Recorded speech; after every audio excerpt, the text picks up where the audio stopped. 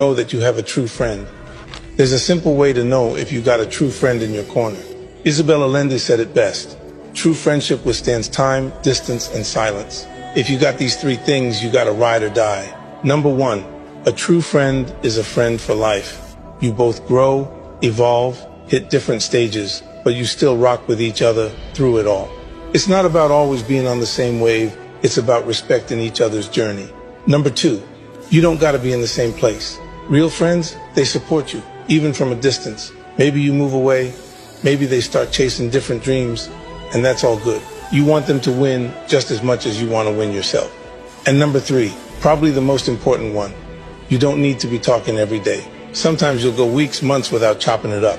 But when you do, it's like you never missed a beat. That's how you know it's real. If you got people like that in your life, hold on to them. That's rare.